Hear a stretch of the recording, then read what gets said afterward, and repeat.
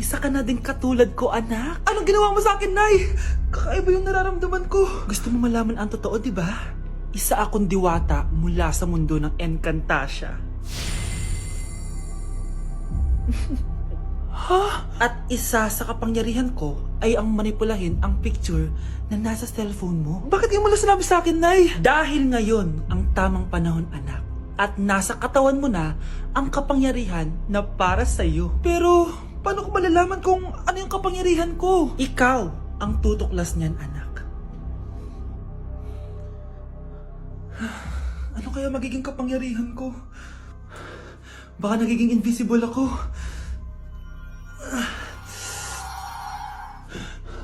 Hindi ako nawala.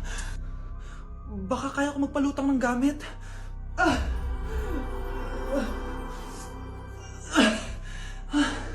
Hindi lumutang. Ang hirap naman nito. Baka kaya ko tumagos sa pintuan. Aray. Tatay ako.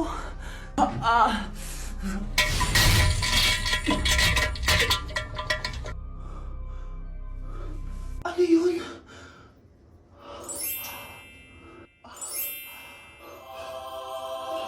Ito ba yung kapangyarihan ko? Tumain ng ginto? Nay, alam ko na yung kapangyarihan ko. Tumatay ako ng ginto. Anak, uminom ka na maraming pampatae para yumaman na tayo. Talino mo talaga, Nay. Wow, Edward. Ang ganda naman ng bahay mo. Simula ngayon, Scarlett. Dito ka natitira, ha? Masanay ka na. Matanong ko lang, bakit pala gusto mo akong panagutan? Di ba iniwan mo na ako? Scarlett, hindi naman talaga kita iniwan. Alam mong, kinailangan ko lang sumama ng matagal sa ibang bansa. Kasama yung mga magulang ko. Ang importante, nandito na ako, Scarlett. Bubuo na tayo ng pamilya. Ang sarap naman pakinggan nun. Oh, Scarlett, bakit? Ang sakit ng tiyan ko! Ha? Teka lang, tatawag ako ng nurse, ha? Diyan ka lang. Edward. Buti na lang dumating ka, tita. Ako, Edward, salamat sa pera, ha? Makakasiguro kang kay Scarlett Lato mapupunta. Bakit nandito yung babaeng yan, ha? Paalisin niyo yan! Ha? Anong nangyayari? Scarlett? Anak, di mo ba kilala? Nanay mo ko. Hayaan mo, baka dala lang ng pagbubuntis niya. Tawag lang po ako ng nurse, ha? Scarlett, dyan ka lang, ha? Edward, wag mo kang iwan, please! Wag mo kang iwan dito sa babaeng to! Akala mo ba makakatakas ka sa akin? Binigyan ako ng malaking pera ni Edward, oh. Nakuha ko na yung gusto ko. Ngayon, pwede ka na mawala. Nay, wag po, please. Scarlett, pigilan niyo babaeng yan! Brianna? Tita, anong ginagawa niyo kay Scarlett, ha? Wala. Ina-adjust ko lang yung unan niya. Napakasama mo, tita. Sariling anak mo, papatayin mo? May ipapakulong ako dito. Ano? Kulong? Edward, nakatakas siya. Scarlett, hayaan mo na siya. Hindi ka na niya pwedeng saktan, ha? Paano yung pera? Buti na nakatakas ako. At least may cheque naman ako. Nasaan na yun? Nasaan na yung cheque? Ito, oh. Naiwan niya. Thank you, Edward. Masaya ako para sa inyo, ate. Scarlett, Brianna, hanggat nandito ako, poprotektahan ko kayong dalawa. Guys, finally, may baby na ako! Gusto nyo ba siyang makita? Baby, dito ka nga. Yay, baby! Oh, kala nyo jowa ko, no? Hindi, kasi yung jowa ko, bising nanonood sa akin. Ayan, no? Kinikilig ako kapag ika'y nakita na... Kakarating lang namin dito sa Vietnam at ano pa bang gagawin natin? Titikim tayo ng convenience store food. Hello, umuulan, tara na!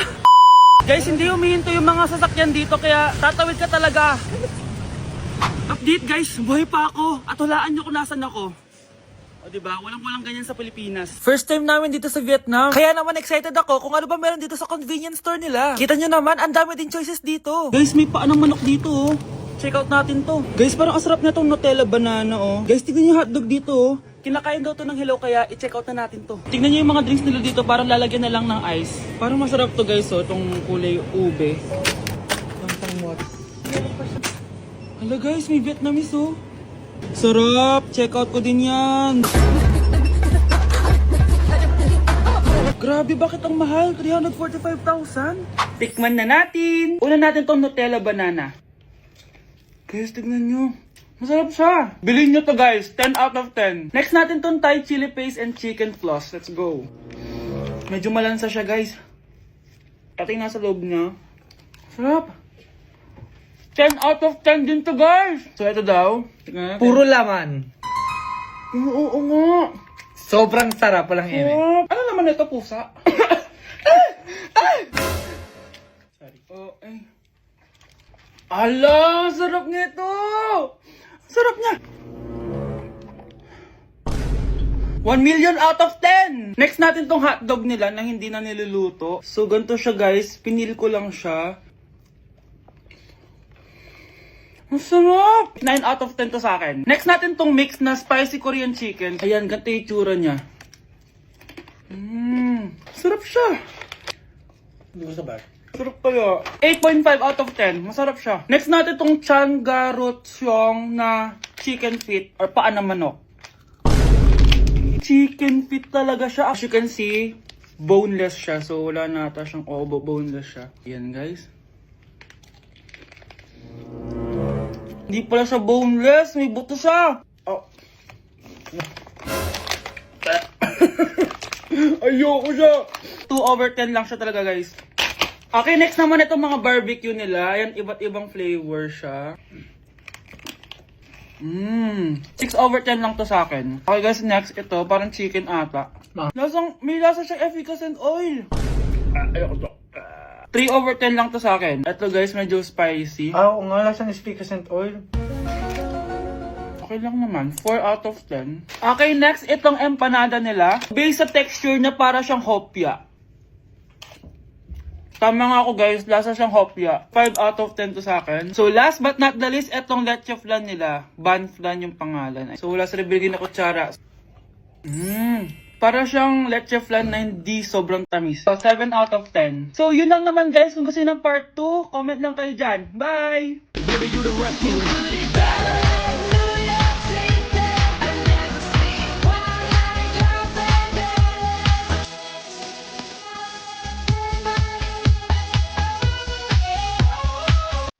Dok! Tumasakit po yung puso ko!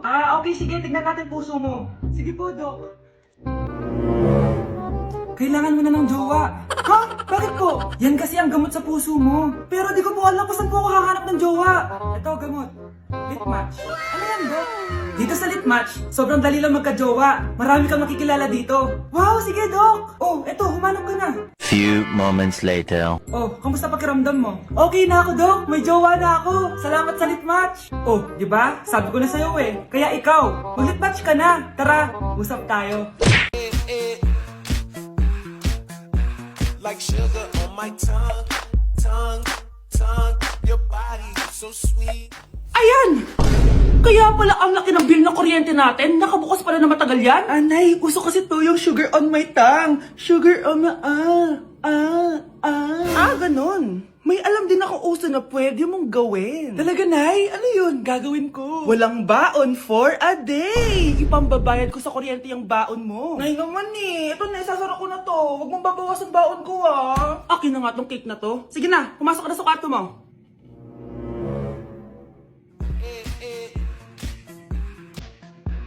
Like sugar on my tongue.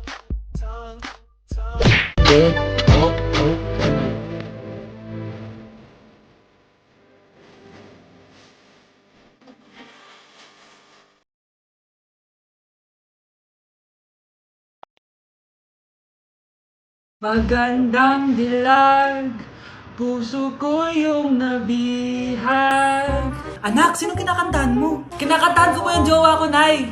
Nakahanap ko ng jowa sa Litmatch? Opo, Nay. Sobrang dali lang po gamitin na Litmatch. Dahil sa Litmatch, sobrang daming tao pwede mo makachat at makausap anytime. Meron din itong feed kung saan makikita mo ang mga pictures ng mga tao, mga nakakatawang posts, tsaka kung anong mga saloobin nila at mga inspirational quotes. Pwede ka din mag-upload ng mga cute pictures mo. Pwede ka din maglagay ng captions, ang cute ko, para makita din ng mga ibang friends mo. Sobrang dami mong pwede magawa sa Litmatch.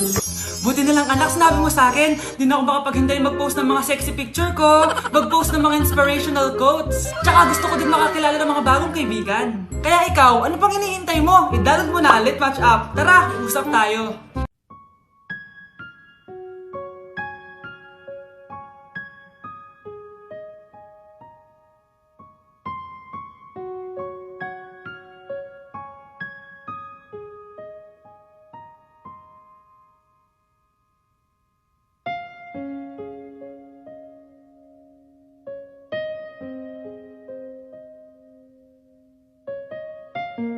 me and a fan of you, do me wanna follow you. Me not itch up and then a man arm like roller. Yes, still on. Pon it back down, pon it back down, pon it back down, pon it back down, pon it back down. Uy, def mid, def mid. Kuya, kakain na daw tayo. Ha? Naglalaro pa ako. Bahala ka dyan, sa paman din ng ulam natin. Ano ba ulam natin? Meron kare-kare, adobo, at saka lechon. Yung sarap nga. Oo, kaso nga lang isa lang pwede mong kainin. Kung mamimili pa ako, Oo, anong pipiliin mo? kung papapiliin mo ako kung adobo, kare-kare, o lechon, syempre pipiliin kita.